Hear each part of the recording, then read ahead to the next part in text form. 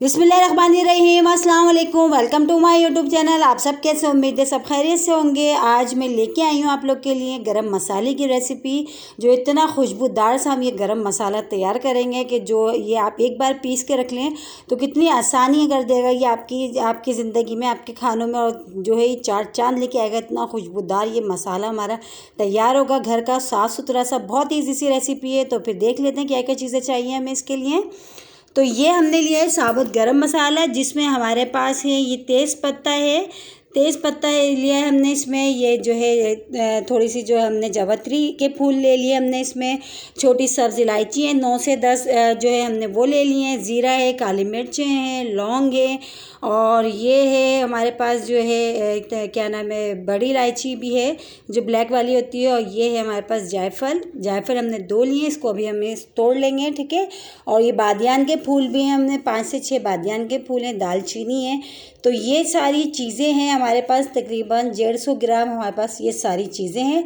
अगर आप चाहें इसको भून भी सकते हैं, लेकिन मैं इसको नहीं भून रही, इसको हल्का सा रोस्ट कर सकते हैं। तो मैं इसको ऐसे ही पीसूँगी, और यकीन जाने इतना खुशबूदार हमारा ये गरम मसाला तैयार होता है कि जब आप जो भी खाना बनाएं, आप इसमें थोड़ा सा ही जब आप मसाला ऐड करेंगे तो आपके ये है कि खाने को चार चांद लगा देगा। इतना खुशबूदार ये गरम मसाला तैयार होगा, बिल्कुल साफ़ सुथरा घर में हम तैयार करेंगे इसको। और जैसे कि आ रही है बड़ी ईद, तो बड़ी ईद पे तो ये मसाला हमारे बहुत काम आने वाला है। बहुत सारी चीज़ों में हम इसको ऐड कर सकते हैं, और अपने जो है खानों की जो है जायके को और बढ़ा सकते हैं। तो इसके लिए देखिए, मैंने ये सारी चीज़ें जो मैं आपको बताई हैं ये सब ले लिए हैं।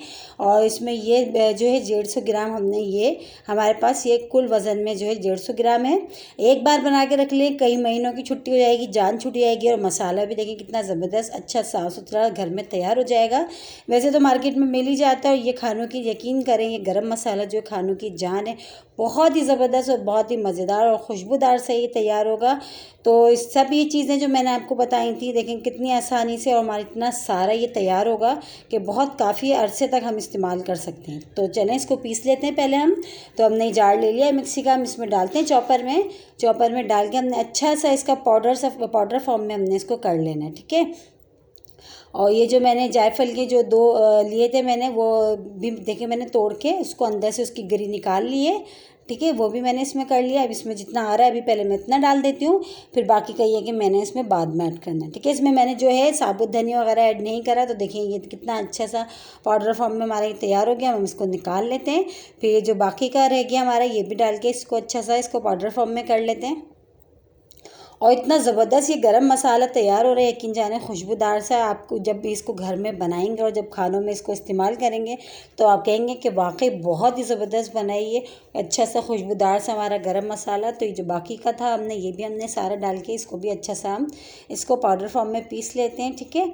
ये देखिए ये पीस लिया हमने, कितना सारा ये तैयार हुआ है कि काफ़ी महीनों तक ये हमारा गरम मसाला जो है चलेगा।